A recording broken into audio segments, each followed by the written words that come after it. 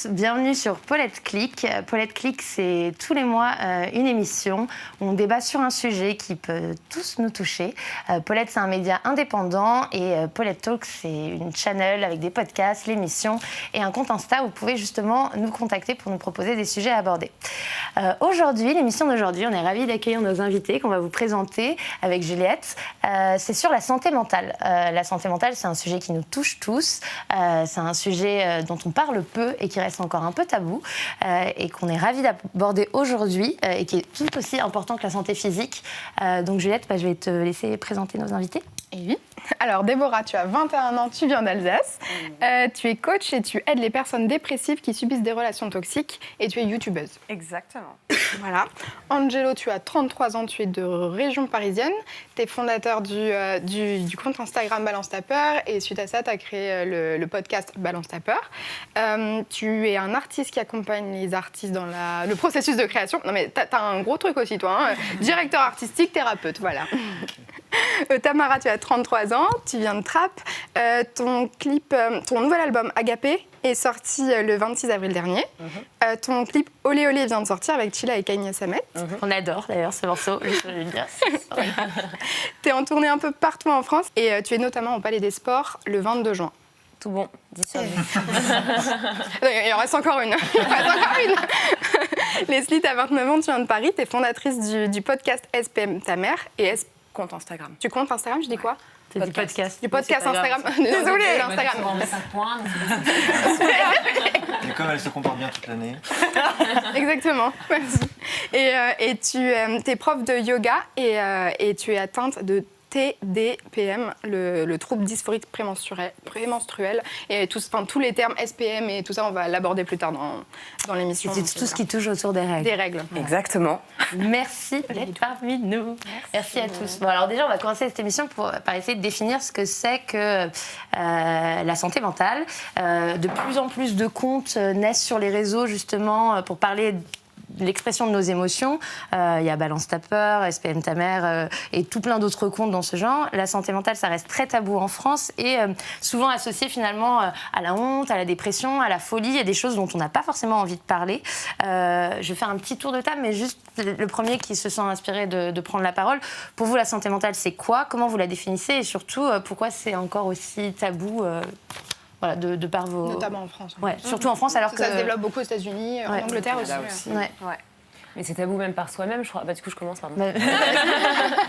Non, mais je pense qu'il y a déjà une première étape à reconnaître ses failles, ses peurs, son déséquilibre, entre guillemets. Il y a toujours des mots aussi qui font peur quand on parle de la folie, d'un état de sérénité qu'on est censé avoir ou approcher, mais qui est très abstrait finalement. C'est comment l'avoir, comment l'obtenir, qu'est-ce qui forme cet équilibre? Est-ce que c'est les gens? Est-ce que c'est soi-même? Est-ce que c'est son travail? Est-ce que c'est son quotidien? C'est tellement aussi subjectif d'une personne à l'autre finalement que c'est comme une maladie qu'on n'a pas identifiée en fait. C'est comment commencer à la soigner si on n'arrive pas à mettre le doigt dessus. Bien sûr. D'où l'importance de l'observer finalement et d'être à l'écoute de soi au quotidien, c'est clair. Je pense aussi que le souci avec en tout cas ce qui peut être la dépression ou les sautes d'humeur ou les grandes chutes, je veux dire on n'est pas forcément tous dépressifs d'un point de vue médical, mais c'est que justement on attache forcément ça à un point de vue médical et à la folie, ce que tu disais. Donc ça fait peur aussi de se remettre en question ou d'en parler avec ses proches, parce que moi par exemple si je dis à ma mère, voilà, je me sens pas bien pendant une semaine, elle, ça va la renvoyer à ses propres questions de pourquoi ma fille se sent pas bien, pourquoi. Et je pense que malheureusement on attache trop ça à quelque chose de médical. Je pense que si on s'écoutait juste un petit peu et qu'on acceptait aussi, parce que c'est normal d'avoir des phases où on va pas bien dans sa vie, je veux dire il y a rien de dramatique, ça arrive à tous. Et je pense que peut-être si on détachait un petit peu ça du médical, bien sûr je parle pas quand on est maniaco-dépressif ou des choses comme ça, mais peut-être juste laisser un petit peu plus de place aux émotions qu'on peut ressentir, je pense que... Mais déjà, avant d'arriver à ce côté médical et diagnostic, c'est comment soi aussi visualiser ou identifier que c'est quelque chose de cyclique, c'est quelque chose d'anormal, que c'est quelque chose qui prend beaucoup trop de place dans votre vie, c'est quelque chose de latent qu'on peut... Même les vraies dépressions qui sont diagnostiquées comme telles, ça peut prendre des années avant de se rendre compte, en fait. Et effectivement, on peut être très heureux, on peut sourire, on peut vivre sa vie et se rendre compte qu'en fait, il y a quelque chose il y a un abcès qui est là et qui ressurgit sur des moments précis, parfois même anodins, et que ça prend des proportions énormes. Mais je trouve que le premier travail, la première étape qui est difficile, c'est de le voir soi-même. Et c'est tellement des mots qui sont associés facilement, qui peuvent être dans une embrouille, t'es folle, t'es bipolaire, que ça devient très très flou finalement. Et puis c'est toujours un jugement. On se sent tout le temps jugé quand on reçoit ce genre de mots finalement, parce que c'est quelque chose de grave. Celles qui sont diagnostiquées comme telles, c'est un truc finalement qui est pas censé et qui est pas voulu. C'est contre nature. Et vu que tu l'entends comme une insulte, finalement, c'est quelque chose que tu n'as pas envie de mettre devant toi et de dire est-ce que c'est vraiment ça? Est-ce que c'est juste parce que je suis ça même, tu vois. Ouais, moi, je pense que pour rebondir, la santé mentale, souvent, on va penser aussi à la confiance en soi ou à gérer ses émotions, toutes ces choses. Et je trouve que même avant ça, c'est se concentrer sur qui tu es toi. Déjà sur le soi en tant que tel. Je pense qu'on ne peut pas avoir confiance en soi si on n'est pas dans la recherche de qui on est soi. Et ça, c'est aussi accepter du coup les peurs que tu as, les émotions que tu as, tous ces trucs. On se dit, mais est-ce que je suis folle parce qu'on m'a dit que je suis folle? Ou est-ce que c'est juste une peur que je n'ai pas su retranscrire et on me le redonne de cette façon-là? Qui je suis moi? Est-ce que je suis dépressif ou est-ce que je vis avec ma dépression? Il y a plein de trucs comme ça, se recentrer et accepter de s'écouter. Mais en fait, je pense que c'est la base de la santé mentale. Et ça fait très peur, en fait, de s'écouter soi-même. De quoi j'ai besoin? Qu'est-ce que je veux? Qu'est-ce que je veux pas? Et puis la société ne nous pousse pas à nous écouter, surtout. C'est ça. On nous pousse à suivre des choses qu'on nous dicte sur tout que ce soit les hommes, les femmes. On n'est pas invité à faire ce travail d'introspection, quoi. Totalement. Ouais, Pardon. T'as commencé avant moi à une seconde. Non, mais je pense qu'en plus, ça met les gens extrêmement mal à l'aise. Enfin, moi, je sais qu'il y a quelques années, j'ai perdu mon fiancé qui s'est suicidé. Et les gens m'en ont parlé au début, parce que c'était arrivé sur le moment, fait qu'il fallait quand même être là pour Leslie. Il y avait une personne fiancée qui s'était suicidée en plus. Mais très rapidement, au bout de peut-être un mois, j'ai senti que les gens voulaient plus tellement se mettre face à la douleur que je pouvais ressentir. Fait que moi-même, j'ai intériorisé énormément cette douleur-là parce que je sentais que je pouvais pas du tout en parler, et que c'était pas du tout... que les gens, ça leur faisait peur, ça les mettait très mal à l'aise. Ouais, et je pense que dans la santé mentale, que ce soit une vraie dépression au sens médical ou une dépression émotionnelle cyclique ou des choses comme ça, je pense que la vraie problématique, c'est comment les gens en face le reçoivent. Bien souvent, je pense que les gens le prennent tellement personnellement que ça les met mal à l'aise et qu'ils n'osent pas aborder. Et moi, je sais que quand j'ai perdu mon compagnon, ça a été dramatique pour moi de voir que finalement, au bout d'un mois, T'avais plus le droit d'en parler. Pour tout le monde, c'était fini en fait. C'était très tabou, déjà parce que lui, il s'était suicidé, donc en plus il y avait une notion de on n'a pas vu, il était dépressif et il est mort, qu'est-ce qui s'est passé?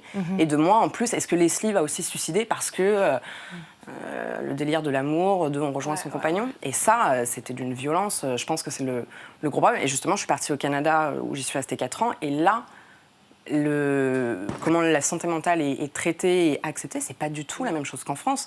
Il y a des groupes de parole où on parle librement, où on n'est même pas là pour se poser des questions. Juste on est assis, on raconte notre histoire, puis ça passe. En France, moi j'ai essayé de trouver ça. J'ai pas trouvé. Il y en a quelques-uns. La tente rouge.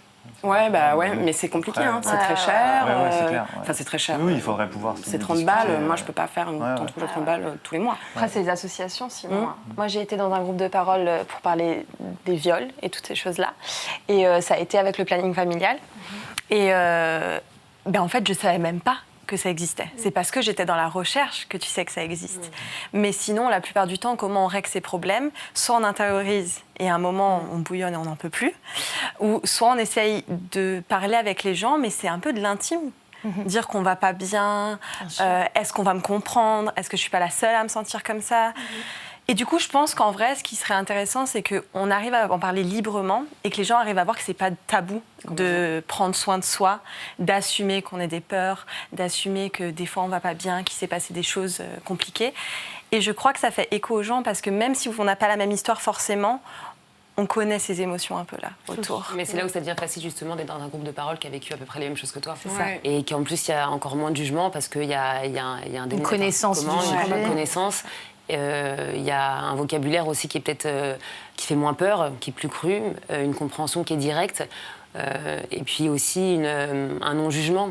Alors quand t'es avec tes amis, effectivement, même eux savent pas comment réagir parce que chacun rebondit un peu à sa façon. Ou moi, je sais que je suis plutôt à avoir un tempérament où si je sors avec mes potes, c'est pas pour qu'on me parle de ce qui va pas, tu vois. Je préfère au contraire me changer les idées. Donc je pense que t'as aussi le regard de tes amis qui te connaissent, etc., qui se disent, je pense pas que Tam, elle aimerait que j'aille dans cette direction-là, mais au final, t'as quand même envie d'en parler, mais t'as pas forcément envie d'en parler à eux. Et quand t'as vécu quelque chose de dur et de brutal comme ça, c'est difficile de le verbaliser, de mettre des mots. Tu vois, c'est au contraire, quand t'es avec quelqu'un qui a vécu à peu près les mêmes choses, cette compréhension-là, tu n'as même pas besoin de l'expliquer avec des mots. C'est des sensations, c'est des regards, une compréhension. Et c'est là où je pense que les langues se délient plus facilement et que tu te sens encore plus à l'aise. Parce qu'en plus, ça reste dans cette pièce et ça sort pas. Il y a ça aussi, c'est comme l'inconnu sur un banc que tu vas croiser et que tu vas pas bien, tu pleures, il vient te dire qu'est-ce qu'il y a et tu peux lui parler pendant des heures parce que tu le reverras plus. Ça est arrivé à une pote il y a pas très longtemps. Ouais, vraiment, qui était en pleurs. C'est vrai que moi aussi, parfois, c'est un truc qui est très violent quand je vois surtout une femme, ce que j'allais dire, mais c'est ce qui arrive le plus souvent, à chaudes larmes, tu sais, en pleurs, toute seule, etc. Et j'ai jamais osé le faire, mais il y a plein de moments où je me dis juste. J'ai envie d'aller la voir. Ouais, et j'en ai des frissons et j'ai une copine qui m'a parlé de ça il y a pas longtemps, ça lui est arrivé il y a quelques années. Elle est en pleurs, je sais plus sur quel sujet, mais vraiment un truc qui est irrationnel, où elle n'arrivait plus à se calmer. Et t'as un mec qui est arrivé. Et avec, je sais pas, il émanait quelque chose de serein et de calme. Il l'a juste prise dans ses bras. Et l'énergie de ce qu'il dégageait, il lui a pas posé une question, il lui a pas dit un mot. C'est beau ça. Mais c'est un câlin qui a duré, je sais pas, 2-3 minutes. Et elle s'est sentie apaisée. Et de te laisser huguer, entre guillemets, par un inconnu, c'est déjà... C'est plus que des mots, tu vois. Et ça a été hyper bénéfique sur le moment. Et là, tu te dis, punaise, l'humanité existe, l'humain est là. C'est beau, quoi. C'est clair. Je pense que je voulais juste dire une phrase. Je pense que la santé mentale, au final, c'est de soi à soi, mais c'est aussi collectif. Bien sûr. Oui, mais c'est un miroir. C'est un miroir aussi quand tu te sens pas normal, parce que tu as un miroir qui te renvoie ça. Quand tu as envie de suivre tout ce que les réseaux sociaux t'incombent sur ces phrases qui se veulent philosophiques, tu lis ça et tout, et puis tu es là, ok, ça c'est pas moi. Ah, ok, il faut que je fasse ça, d'accord, je vais le faire. Tu vois, c'est hyper compliqué, quoi. Ton point de vue, Angelo, justement, toi, en tant que coach. Tout ça me parle. La santé mentale, pour moi, ce que je sens en dessous, c'est qu'il y a vraiment cette quête d'équilibre de soi à soi. Et pour qu'il y ait cette quête d'équilibre et qu'elle soit totalement honnête vis-à-vis de nous-mêmes, je crois qu'effectivement, il faut absolument pouvoir être capable de voir sa vulnérabilité, de voir nos pardons, de voir aussi notre part de positif. Et évidemment que ça a un impact sur l'environnement, que ça a un impact sur les autres. Mais je crois que la santé mentale, c'est vraiment cette quête de ne pas justement être la meilleure version de soi-même, mais au contraire de pouvoir trouver cet équilibre permanent. Et entre eux, il y a des fois où ça va, il y a des fois où ça va pas. Meilleure balance. Comment ? Finalement, la meilleure balance. Mais en fait, une vraie balance, elle n'est jamais stable. Une vraie balance, c'est en permanence comme ça, quoi. Et on cherche en permanence cet équilibre-là. Et effectivement, je crois que il y a beaucoup de termes médicaux qui parlent de pathologies comme la bipolarité ou même les pervers narcissiques ou la dépression qui parfois sont usés et utilisés de manière abusive et qui du coup rendent un moment où je me sens pas bien comme quelque chose d'effectivement de pathologique alors que c'est pas du tout de l'ordre de la psychiatrie ou de la médicamentation. C'est important de le dire ça d'ailleurs parce que c'est effectivement... C'est pas toujours le cas, je dis pas que c'est pas vrai mais en tout cas faut pouvoir nuancer quoi. Et justement, on a commencé à en parler un petit peu de ce qui altère la santé mentale et les causes et tout ce qui peut justement faire ça. Donc elles sont très très nombreuses. Évidemment, on parlait de la pression extrême véhiculée par les réseaux sociaux, par la société, concernant nos choix de vie, nos comportements, notre manière d'appréhender et de gérer nos émotions. Quelles sont les choses justement qui ont pu ou qui menacent quotidiennement votre santé mentale ? Je vais commencer. Est-ce que vous êtes prêts ? Moi, en fait, je dirais que l'environnement, ça dépend beaucoup des relations qu'on a. D'accord. Alors, c'est pas que les relations, parce qu'il y a aussi la relation de soi à soi qui est importante, il faut en prendre soin, ça on l'a dit, il n'y a pas de problème. Mais c'est tellement plus simple quand on a un bon environnement de se sentir bien. Ce que tu appelles l'environnement, c'est l'entourage. Voilà, l'entourage. Moi, j'aide beaucoup les gens qui sont dans des relations toxiques. Ça peut être relations toxiques de tout genre. Ça peut être ton conjoint, ton mari. Ça peut être ta meilleure amie, mais ça peut être tes parents aussi. On n'y pense pas souvent, mais exactement. Les gens qui sont très proches de toi, avec qui tu as grandi, ça peut être aussi des gens qui, finalement, te mettent dans ce cheminement-là de « je me sens pas bien » et qui vont pas forcément t'aider. Et je me rends compte à quel point, quand en coaching, j'arrive sur le sujet, maintenant, tu te sens assez bien toi-même, on va essayer de sortir de cet environnement et de trouver un nouvel environnement, ou alors d'améliorer celui que tu as déjà, à quel point c'est le moment où les gens se disent « Waouh, mais en fait, la vie, elle est belle, les gens, ils sont vraiment cool, ils sont pas tous vouloir me faire du mal, genre, ça va. » Et c'est dingue l'impact que ça a, en fait, les gens en face. Et en plus, des fois, il y a ce que j'appelle... les relations toxiques, les personnes toxiques et après peut-être les pathologies comme les pervers narcissiques, toutes ces choses-là. Des fois, on a des relations toxiques juste parce qu'on ne sait pas communiquer. Donc là, on a dit on peut faire quelque chose, on peut améliorer cet environnement et on voit la différence. Communication, dire aussi comment on se sent, donc c'est dans les deux sens, toujours. Et après, il y a les personnes toxiques, où là, elles ne veulent pas forcément se remettre en question. Ça ne veut pas dire qu'elles ont une pathologie ou quoi, mais juste elles peuvent être dans le déni. Et ces personnes-là, il faut aussi accepter qu'on a le droit de se mettre des limites. Qu'on a le droit de se dire, je veux que tu restes dans ma vie. C'est les parents, par exemple, je veux que vous restiez dans ma vie, je vous aime, il n'y a pas de problème. Mais moi, qu'est-ce que j'accepte d'avoir pour ma santé mentale venant de vous ? Donc, l'environnement, c'est pas seulement qui est autour de nous, mais c'est aussi à quel point on autorise les gens à être dans nous. Les peurs des autres, est-ce que je me les autorise à les avoir moi ? Est-ce que c'est mon stress ? Est-ce qu'on est en train de me communiquer quelque chose ? Ou est-ce que c'est juste moi ? Donc l'environnement, c'est un peu très important, mais il faut comprendre que, voilà, comme j'ai dit, c'est pas juste qui est autour de nous, qu'est-ce qu'on fait de notre vie, c'est aussi comment on l'a dans notre vie, comment on l'amène, la façon de le voir, quoi, finalement. Moi, je sais que dans mon expérience personnelle, c'est vraiment l'état d'esprit avec lequel j'aborde l'environnement, les gens, la journée. C'est tout con, mais tu te lèves de bonne humeur, ta journée n'est pas la même que quand tu te lèves. Il fait beau, il fait pas beau. Tu vois, où il fait beau, il fait pas beau. Donc effectivement, dans ce sens-là, l'environnement extérieur a une influence, mais je crois que finalement, notre plus grand pouvoir, ça reste quand même de nous mettre dans les meilleures dispositions pour aborder les choses de la journée, pour aborder des choses simples, des choses compliquées. Et même des choses compliquées, le rapport qu'on va avoir avec ces choses-là ne sont pas compliquées en soi, mais c'est comment on va gérer notre relation à ces choses-là et à ces événements et à ces activités qu'on doit mener toute la journée, qui va déterminer finalement la qualité de la relation qu'on a avec notre vie, avec les autres, avec l'environnement. Par exemple, tu peux mettre en contexte pour... Un exemple. Le seul exemple que j'avais, c'était ça. C'est en fait vraiment que quand tu abordes une problématique, en fonction de comment tu te positionnes à l'intérieur, comment tu vois la chose, comment tu interprètes et comment tu finalement mets des mots dessus, en fonction de ce langage-là que tu vas avoir vis-à-vis de toi-même et vis-à-vis de l'activité en question ou l'événement en question, ça va changer en fait. Le résultat aussi qui va complètement dépendre de ton... Moi j'appelle ça le positionnement en fait. C'est comment tu te positionnes de toi à toi. Parce qu'on quelque part, il y a un endroit où souvent le réflexe, ça va être de vouloir modifier l'extérieur, tu vois, se dire tiens, ça me convient pas, machin, je vais le bouger là. Ouais. Mais en fait, je peux me dire que ça me convient. Ouais. Et j'ai pas besoin de le bouger du coup. Donc voilà, après c'est toute une pratique quotidienne qui fait que, heureusement qu'il y a des gens pour accompagner, des comptes et tout. C'est pour ça qu'il faut que ça vienne de toi d'abord. On prend soin de toi et après on regarde avec ce qui me reste, qu'est-ce que je peux positionner comme ça. Mais si déjà de base tu as appris à ce que peut-être la tasse tu peux la garder comme ça et ça va, tu n'auras pas besoin de changer plein de choses finalement. Le syndrome aujourd'hui de beaucoup de gens et surtout notre génération, je suis hyper fière et je trouve ça hyper cool d'avoir des jeunes gens comme ça qui sont hyper sages déjà dans leur vision des choses et des gens. Mais notre génération et celle qui arrive aussi, c'est que cette énergie-là qu'on prend parce que c'est beaucoup d'énergie, c'est un travail personnel. Il y a encore une fois l'acceptation, trouver les clés pour y arriver et ensuite le faire. Et aujourd'hui finalement, c'est pour ça qu'on dit aussi qu'on arrive à une certaine sagesse après un certain âge. Ouais. C'est que là on est tellement dans une vie où on est préoccupé par tout le reste et on préfère le côté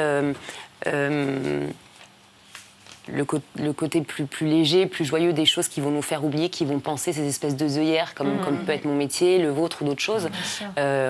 Et c'est quelque chose qu'on met de côté parce que c'est quelque chose qui vous renvoie tellement à vous-même, c'est comme aller en thérapie et s'entendre parler et dire des choses. Ça fait peur, il faut être courageux, il faut de la force, il faut accepter d'avoir mal, alors que finalement ces pansements de la vie quotidienne vous aident à ne pas avoir mal, même si c'est effectivement un abcès qu'on fait grossir d'année en année, ça fait l'affaire pendant plusieurs années finalement.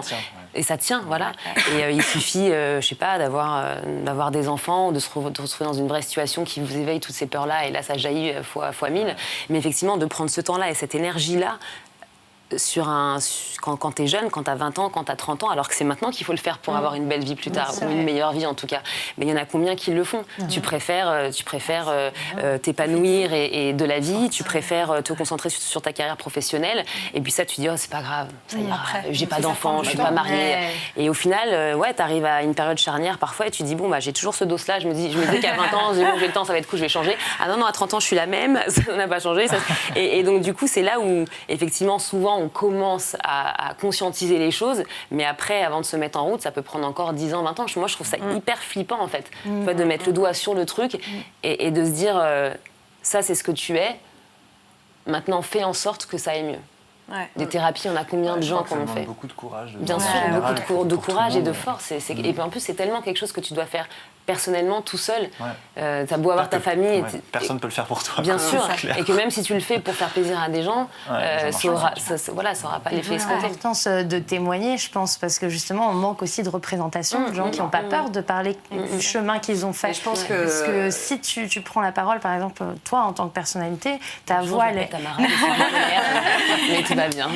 Non, mais c'est vrai, c'est important, ça a un impact très très fort, je pense, et du coup, ça peut peut-être, tu vois, chez nos téléspectateurs, éveiller le fait de se dire, ah bah, en fait, tout le monde passe par là, il y a des gens qui décident de dire, bah, je vais faire un travail sur moi, je vais aller creuser, et peut-être que moi, bah, au lieu de m'enfuir dans mon Instagram ou dans mon monde de paraître qui me rassure et qui me permet de tenir dans la durée, je vais aller faire ce travail, parce que, comme tu dis, il faut le faire le plus tôt possible, idéalement, tu vois. Et on disait que la santé mentale, c'était aussi important que la santé physique, et finalement, il y a toute cette vague de bien-être, de faire attention à son corps, de prendre soin de soi physiquement, mais on ne nous pousse pas assez à prendre soin de nous mentalement, alors que finalement, ça va de pair, le corps et l'esprit. Oui, il y a quand même cette notion-là par rapport au sport. De plus en plus. Effectivement, que le sport, le yoga, justement, tu te rends compte qu'il y a un rapport à soi, à la spiritualité aussi, qui est hyper importante, qui s'éveille, enfin, surtout quand tu la trouves.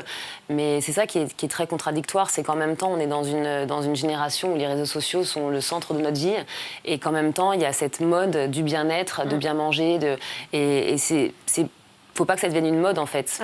Au-delà d'une mode, il faut que ça devienne un vrai état d'esprit. Le problème de tout ça, c'est que moi, justement, au travers des réseaux sociaux, et alors du coup, moi, je suis prof de yoga, donc je vois les gens, et en plus, moi, mon compte personnel, à la base, c'était quand même beaucoup du yoga, et je me suis beaucoup inspirée de d'autres comptes de yoga pour me lancer, entre guillemets. Et le problème, moi, ce qui me dérange avec tout ça, c'est qu'il y a une injonction au bonheur qui est absolument insupportable.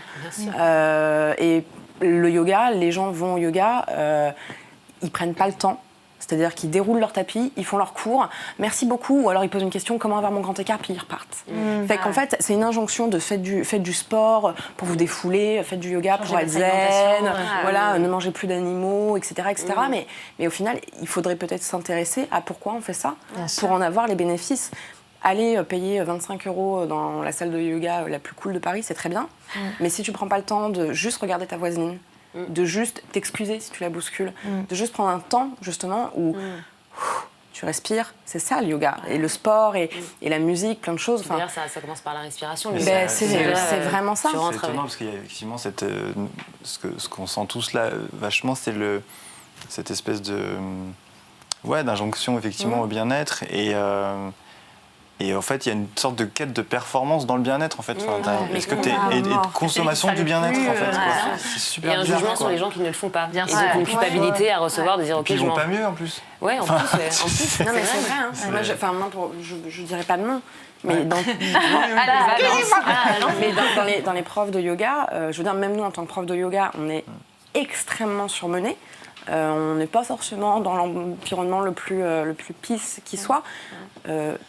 Beaucoup sont dans des états dépressifs. Je dis état dépressif parce qu'elles ne sont pas maniaco-dépressifs, mais quand elles rentrent chez elles, elles pleurent. Moi, maintenant, j'ai ralenti, c'est plus mon activité principale, mais toute la journée, je disais aux gens, soyez bien, respirez. N'empêche que le soir, quand je rentrais chez moi, j'étais en pleurs. Mais Anjo, tu disais que toi, t'as un thérapeute pour thérapeute. Enfin, t'es thérapeute, mais tu vois aussi quelqu'un pour... Quand t'es thérapeute ou coach, parfois, moi, en tout cas, dans ma déontologie, on est obligé d'être supervisé. C'est génial. Et dans ma formation aussi. C'est-à-dire que je ne pouvais pas suivre la formation si je n'étais pas déjà suivi depuis un certain nombre d'années. D'accord. Et ce que je trouve dommage, par exemple, en psychologie, c'est-à-dire la formation en psychologie à la fac, c'est que tu n'es pas obligé de suivre. Tu n'es pas obligé d'avoir fait un travail sur toi. C'est drôle que Donc ça veut dire que tu peux aller voir un psychologue qui n'a jamais bossé sur lui. Quoi. Et moi, je m'étais dit la même chose, effectivement. C'est un diplôme. Ouais, mais c'est hyper important de...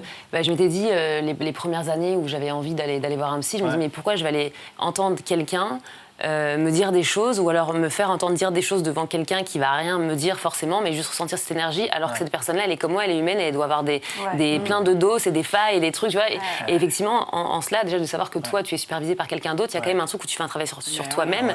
Et là, déjà, l'approche du patient, entre guillemets, n'est pas le même. Mais je veux dire, je vais aller plus loin. Moi, je suis convaincu que moi, en tant que thérapeute, je ne peux aider que les personnes chez qui j'ai déjà dépassé moi des sujets, en fait. C'est tellement et je dis non quand je sens que le sujet me parle pas, ou je me dis je me dis bah non, je suis désolé, je préfère te guider vers quelqu'un d'autre. Mais la démarche est tellement plus vraie, je trouve.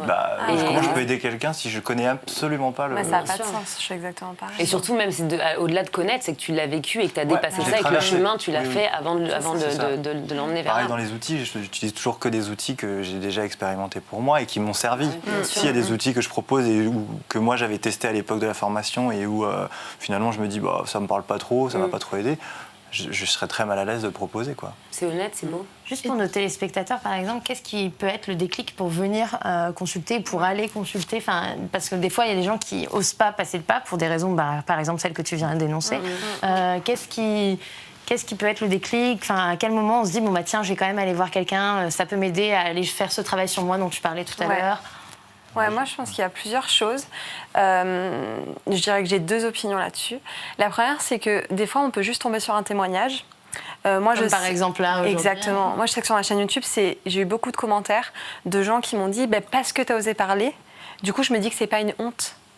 Parce que souvent, on se dit ça aussi. On se dit, mais je peux pas en parler parce que c'est une honte. Mais si c'est une honte, les problèmes que tu as, ça veut dire qu'on est même... J'ai honte de moi. C'est fort. Bien sûr. Donc, non, on a le droit d'en parler. Donc, je pense que les témoignages peuvent beaucoup aider. Dire, voilà, on est tous humains, qu'on ait une grande carrière, qu'on soit coach aussi, on peut le dire. On est coach, on est censé être tout le temps bien. Et qu'on soit prof. Exactement, il faut qu'on le dise. Et je pense que le deuxième, c'est qu'il faut aussi comprendre que le déclic, pour moi, dans mon expérience en tout cas, c'est quelque chose qu'on amène. C'est comme je dis souvent, on a cette image des personnes grosses qui veulent avoir un déclic et disent moi j'ai regardé une photo et c'est bon, j'ai eu le déclic. Mais les personnes qui ont eu ce déclic-là, en général, elles étaient déjà prêtes à avoir ce déclic.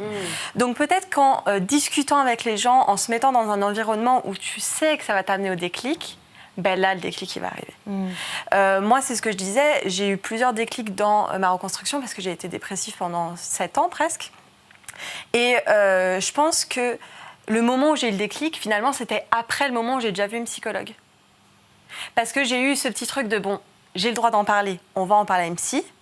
Et après, j'ai eu ce truc de mais en fait, je peux aller bien et je peux faire en sorte que la porte s'ouvre de l'intérieur et que moi, je fais des trucs pour vraiment aller bien. Et pas juste avoir quelqu'un qui veut m'aider. Puis je crois aussi qu'il faut dédramatiser ces termes de psychologue, de psychothérapie. Ça a véhiculé pendant des années aussi un truc de folie où tu avais un peu honte d'en parler. Ça entretient le tabou. Et voilà. Je vois quelqu'un. Et encore aujourd'hui, il y a les restes de ça. Alors qu'au final, faut accepter en fait de se dire qu'on a besoin d'aide aussi parfois et que même si c'est médicalisé, alors effectivement c'est un coût, ça c'est certain, mais que ce soit un psy, que ce soit en association, que ce soit avec des amis, parce qu'il y a des gens qui sont aussi bons entre guillemets pour écouter et pour avoir un discours qui est pas dans le jugement, etc. D'aller voir quelqu'un. C'est pas grave. Ça fait pas de toi être quelqu'un de fou, ça fait pas de toi quelqu'un de déséquilibré. Justement, je trouve que cette phrase « je vais voir quelqu'un » traduit vraiment cette difficulté personnelle à aller voir en soi. Bien sûr. C'est-à-dire que du coup, rien que ça, c'est dur, quoi. Bien sûr. Alors qu'on se regarde dans le miroir en permanence et que par rapport à notre santé physique, c'est peut-être un peu plus facile. On va voir des médecins mais comment tu fais pour aller regarder en toi? Il n'y a pas de miroir, quoi. Donc effectivement, il faut au moins quelqu'un qui te renvoie la balle, et que ce soit des amis ou autre chose. C'est pas forcément la thérapie. Bien sûr. Puis on est dans ce truc aussi d'indépendance, de force, tu vois, c'est encore une fois par rapport à la performance, par rapport à la société, etc. Donc effectivement d'aller parler à quelqu'un. Encore une fois, le quelqu'un, c'est un proche ou d'aller voir un psy. Et puis, il faut aussi faire la différence entre les psychanalyses, les psychothérapies, etc. Ça, c'est des choses aussi dans lesquelles on peut se reconnaître. C'est indépendamment des personnes, c'est subjectif. Hein. Mais tout ça, effectivement, il ne faut pas avoir peur de parler. C'est comme le sida, il ne faut pas avoir peur de mettre des mots, il ne faut pas avoir peur d'aller voir des gens qui ont vécu les mêmes choses, qui ont des vrais mots, qui n'ont pas de tabou. Juste de dire, ok, ça c'est une table, je la touche, voilà, je peux me couper, je peux me faire mal, mais il faut y aller. C'est au contraire en restant loin de ce qui fait peur pendant des années, qui nourrit cette angoisse et qui ne fait rien qui n'arrange pas finalement. Et t'as réussi à aller t'as déjà réussi à aller voir quelqu'un du coup. Enfin, là, j'ai commencé. On en parle. Ouais, ben moi je suis allée voir quelqu'un. Bravo. On applaudit. Non, j'avais commencé une psychanalyse et donc d'où le commencer, c'est que je n'ai pas terminé parce que justement, et c'est pour ça que j'en parle avec autant de simplicité et je dirais d'humilité, c'est que j'ai pas eu la force de continuer. Ça me renvoyait à des choses qui étaient trop lourdes et ce métier, je le fais depuis des années pour penser, entre guillemets, certaines blessures, certaines failles. Et c'est vraiment mes œillères au quotidien depuis des années, finalement. Et c'est aussi pour ça que cet album-là, je le sors maintenant et que les œillères, je les enlève et que je dévoile plus de choses. Mais c'est pendant des années, j'ai pas voulu le dire ou pas mettre le doigt dessus. Et en commençant la psychanalyse, et souvent c'est long, je m'entendais dire les choses, c'était très puissant. Et j'ai pas eu le courage de continuer. Voilà, je sortais de là, j'étais en 4, il fallait que j'aille faire de la promo, faire une télé, une scène. Et j'ai dit, c'est bien complètement. Ça te mange en plus. C'est ce que je me suis peut-être pas adaptée à ce moment-là, mon mode de vie. Peut-être que c'était une autre psy qu'il fallait que j'aille voir aussi. Il y a plusieurs raisons. Mais effectivement, j'ai pas senti que ça m'a fait du bien à un moment donné. Parfois, la douleur peut amener à ce que ça fasse du bien sur le moment ou après, on sent des répercussions. Là, j'ai pas eu un moment de plaisir. Voilà, j'étais juste au début contente entre guillemets et fière de me dire bon bah tu l'as fait, ok, t'y es, mais en revanche c'était trop. Faut être prête aussi. Bien sûr. Il y a un moment, je pense, j'en ai plein aussi qui vont commencer un coaching avec moi, donc ça on se voit assez régulièrement et toutes ces choses-là, hein, et qui au moment où on met le doigt sur quelque chose me disent bon finalement Déborah ils arrêtent tout le temps au cœur du truc. Voilà, c'est ça. Bon finalement Déborah, je suis pas sûre que je pourrais continuer. Et souvent ils vont d'ailleurs dire d'autres excuses. Ils vont pas dire je suis pas sûre de continuer parce que je me sens pas prêt. Ils vont dire je suis pas sûre de continuer parce que j'ai mes examens en ce moment, je suis assez occupée. Et en fait c'est très simple de retomber dans un déni que je juge pas du tout, hein, mais c'est normal parce que ça fait peur de se confronter à je sais que là on met le doigt sur quelque chose. Et qu'est-ce que j'en fais maintenant ? Genre, il faut que je m'y attaque. Mais ceci dit, la résistance qu'il y a psychologique à ce moment-là de ne pas y aller, elle est aussi nécessaire. C'est-à-dire que si t'es pas prêt, quoi. Si t'es pas prêt, t'es pas prêt. C'est pas maintenant, c'est tout. Et puis au-delà de ça, enfin ça c'est vrai dans le sens où effectivement si tu commences quelque chose et que t'es pas prêt, les répercussions ne seront pas les mêmes. Et au-delà de ça, je trouve que ces failles incitent une résilience autre et une répercussion autre sur les points qui te font du bien, sur les points forts. Je trouve que les gens les plus cassés, c'est les gens qui sont les plus forts et qui rayonnent le plus dans ce qu'ils aiment faire et avec les gens. Justement, on voit combien de gens qui ont un sourire large jusque-là et qui ont des vies, des kilomètres de vie insupportables. Alors, voilà, c'est le destin des gens. Tu vis avec ton passé, tu vis avec tes démons, tu vis avec tes boulets et autant en faire des forces au bout d'un moment, effectivement. Mais après, je crois quand tu arrives à un point où tu n'arrives pas toi à t'épanouir dans ton chemin intime et personnel, c'est là où effectivement il faut prendre le temps de se poser avec soi-même tout simplement et déjà de mettre le doigt dessus et après de creuser.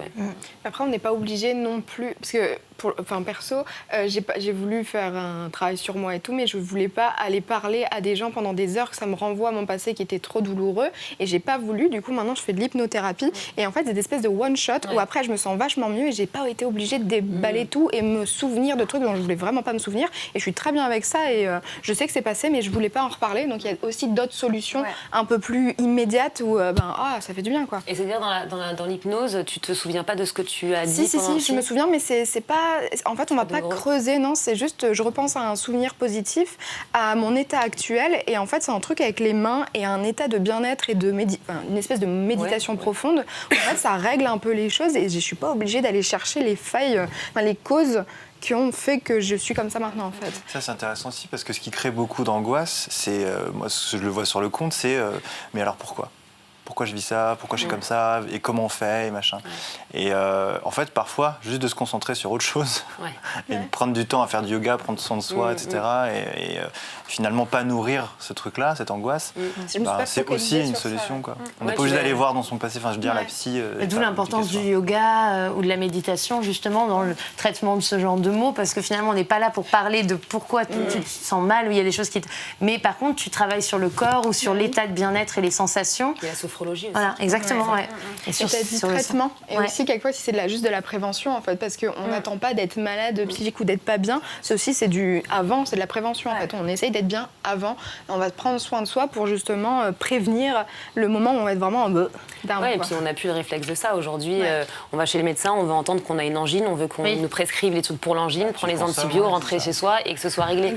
Alors que ce genre de... C'est un processus, en fait. Donc, bien sûr. C'est un chemin et puis il n'y a pas vraiment de fin, en fait. C'est juste comment tu y arrives. La force d'aller voir un psy, enfin moi j'ai commencé à voir un psy, j'ai très rapidement arrêté, mais j'ai commencé à voir un psy l'année dernière à un moment où ça allait très mal.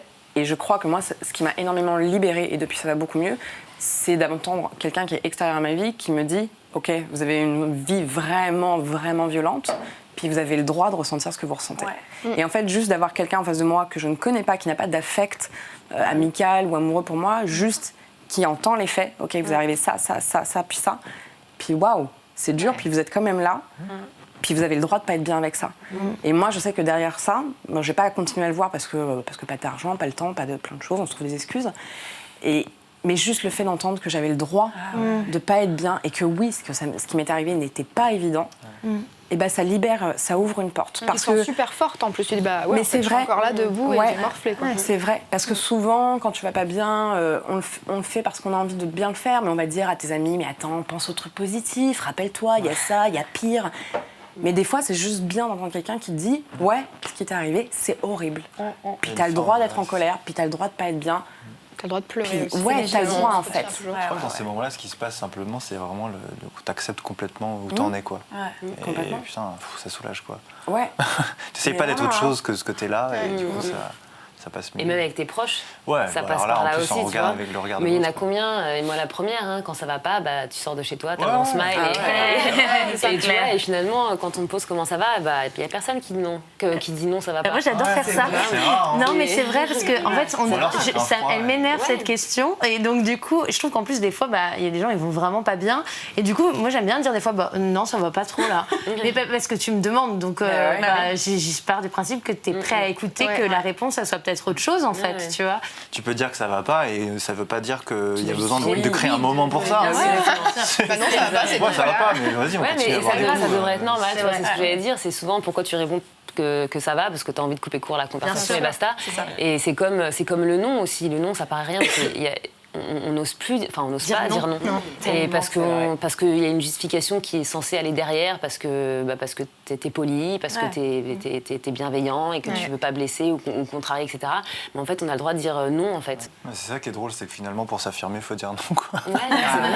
Non, mais c'est une affirmation par le non, quoi. Du coup, ça va dire oui aussi, des fois. Ouais, dis oui. Tu peux être aussi dans le truc inverse. Tu peux être tellement persuadé que de toute façon, t'as la poisse, que tout ce que tu fais, ça se casse la gueule et tout, que tu dis tout le temps non, par peur d'échec, par peur de... Fait qu'il faut savoir aussi dire oui. Moi, ça a été mon gros problème de savoir dire oui, et je pense qu'il faut dire oui aussi. Mais après, il y a le non que tu dis ou le oui que tu dis et celui que tu ressens. Oui. Est-ce que je dis non parce que j'ai juste peur de la situation, ou est-ce que je veux vraiment dire non parce que je ne veux pas cette situation, ou est-ce que je dis oui juste pour faire plaisir et que je suis polie? Ah, tu dis oui, toi. Non, Trop mignon.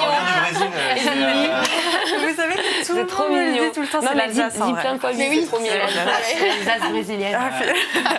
Donc oui. Oui. Il faut aussi que tu aies le vie intérieure, quoi. Oui. Ah, pardon, non, ok, on joue au non, là. On va s'écarter du sujet. Non, mais voilà, c'est ça. Est-ce que j'accepte parce que je veux vraiment accepter, ou est-ce que j'accepte pas parce que je veux vraiment pas accepter? Mais il faut qu'on soit clair aussi avec qui on est. Qu'est-ce que j'ai besoin, en fait?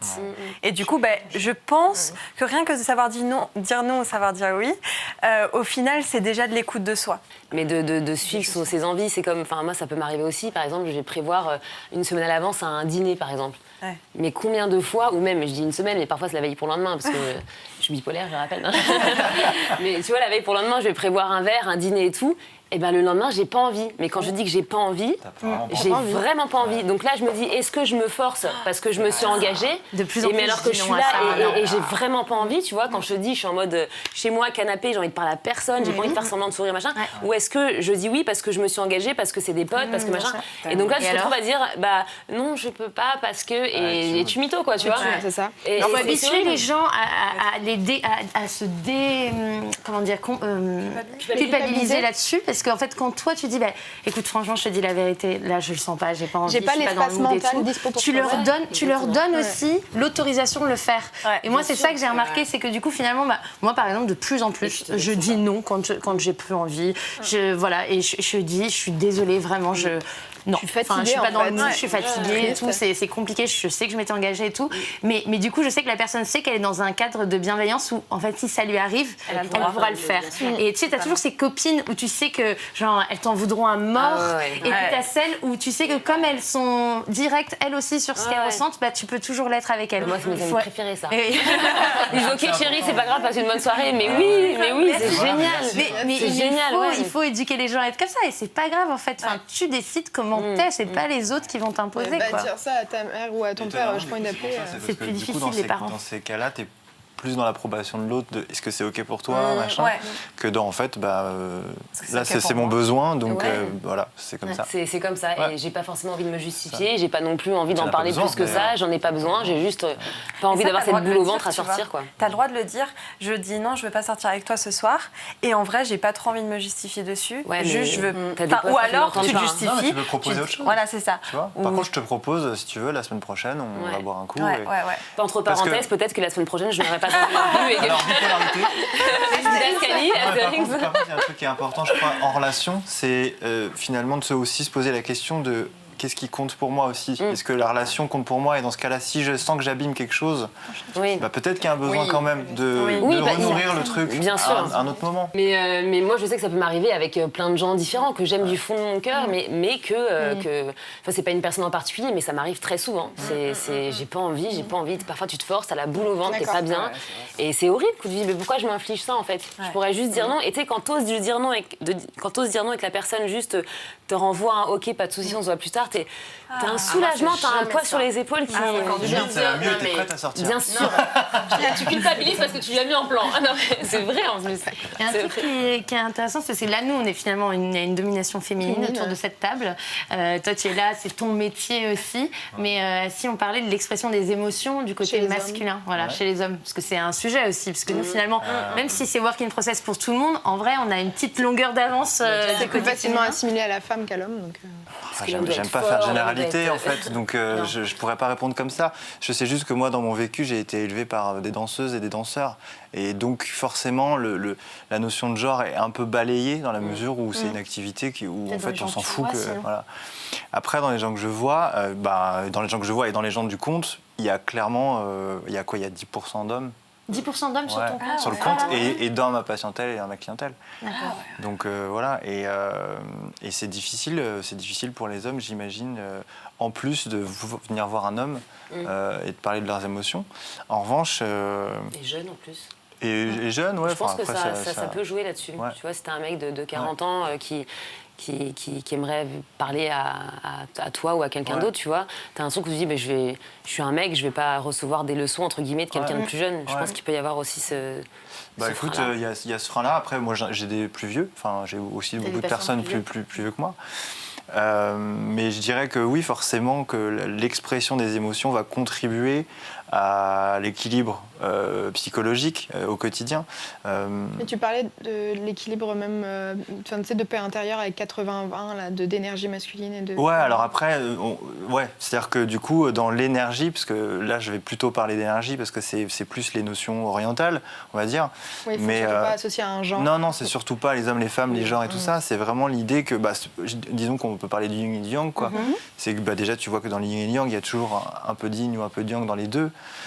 Et que c'est en permanence en train de s'équilibrer. C'est pour ça qu'il y a ce symbole-là. Le symbole du Tao, en fait, il représente vraiment l'univers, l'équilibre de l'univers, quoi. Ouais.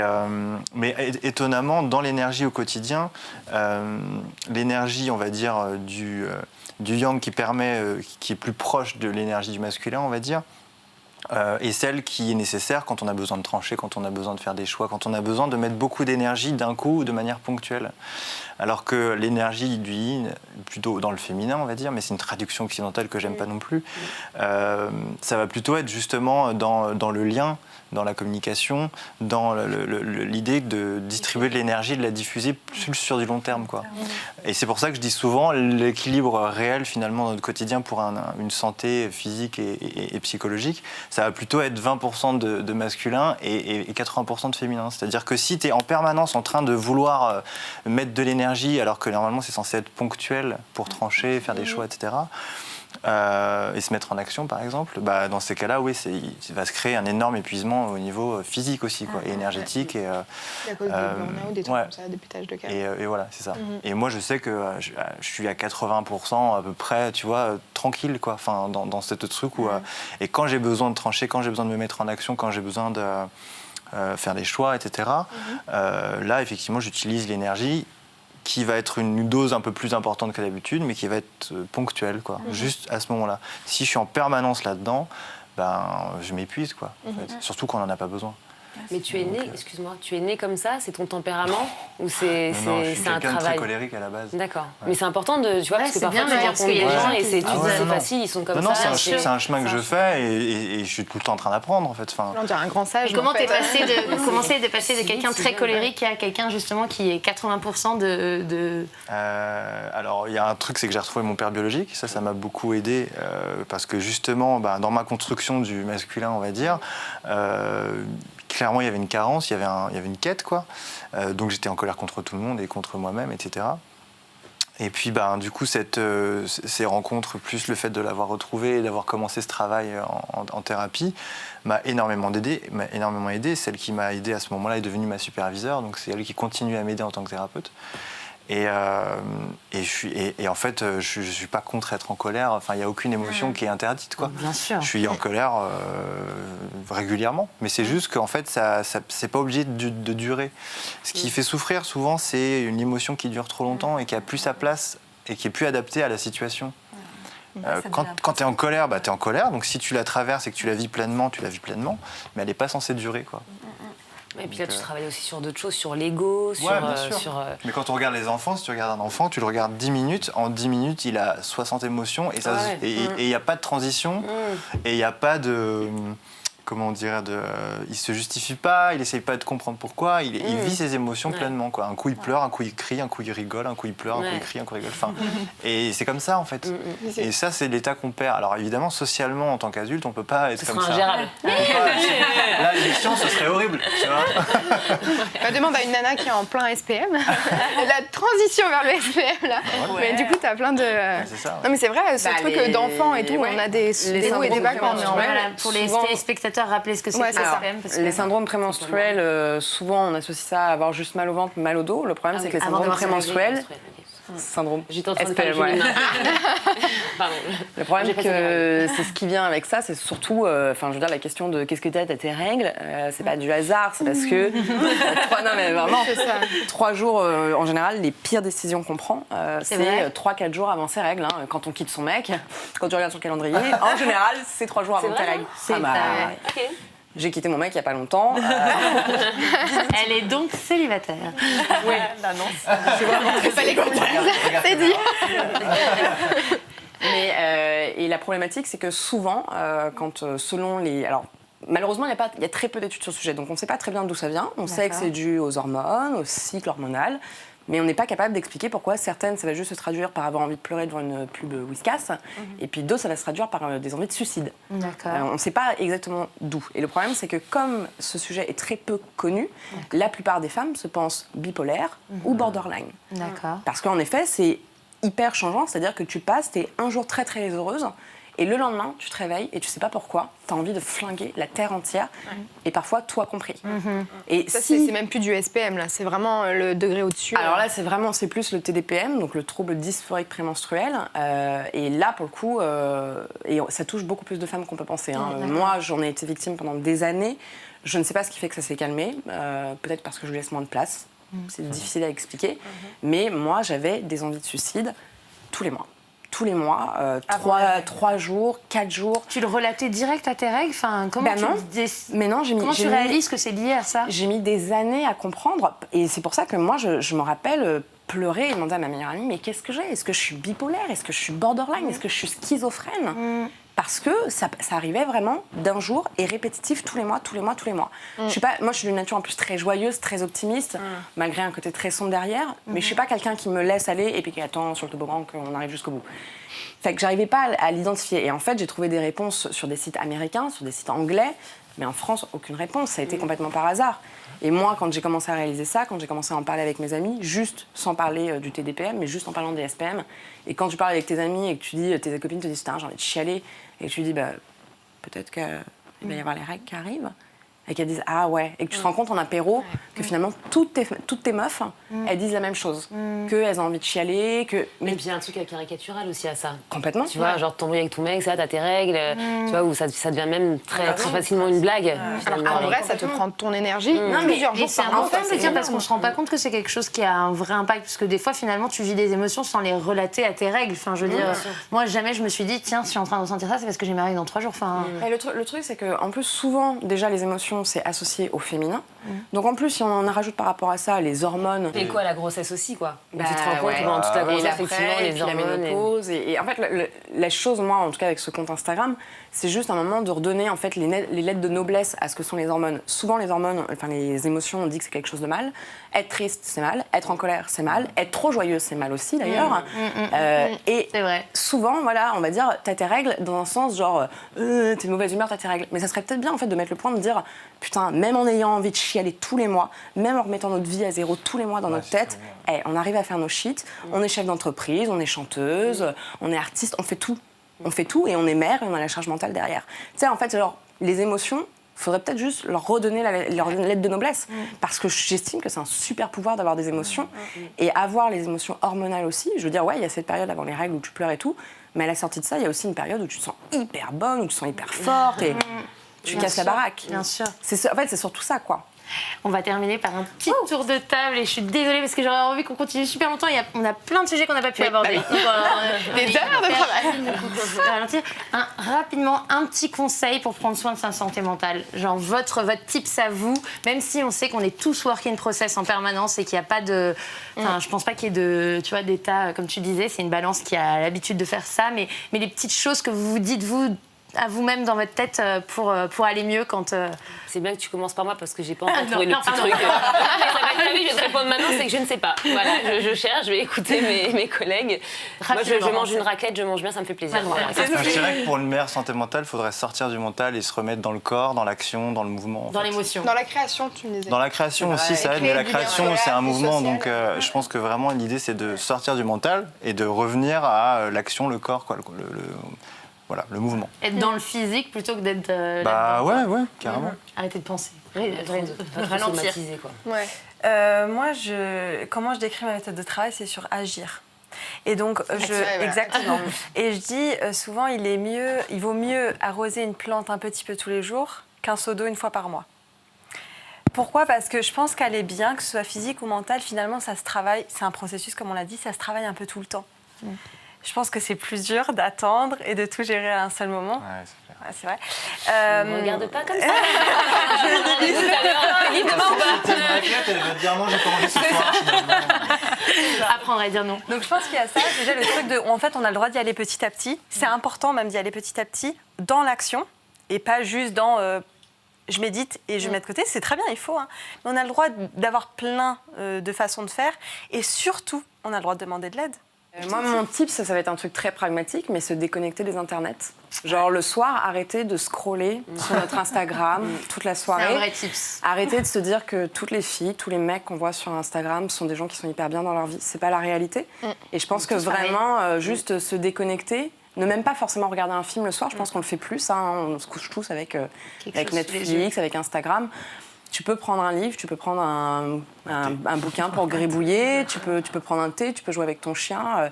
Moi, je sais que le soir, 1 heure avant de dormir, je joue avec mon chien dans mon lit et ça fait juste du bien en fait de de pas se parasiter l'esprit d'autre chose, parce que même si tu es très avancé sur plein de questions, bah, tu peux pas t'empêcher de te comparer à ce que tu vois sur Internet. Et je parle pas forcément des gens, hein.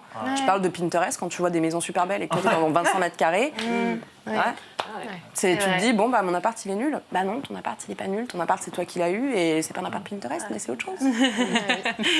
Super. Bah, merci à tous, en tout cas, d'avoir été présents, d'avoir partagé avec sincérité et vos émotions, vos tips, vos conseils, votre vécu. J'espère que ça aura pu aider certains de nos téléspectateurs. Et on va vous linker sur le compte Paulette Talks, justement, les comptes de chacun pour que vous puissiez retrouver tout le monde.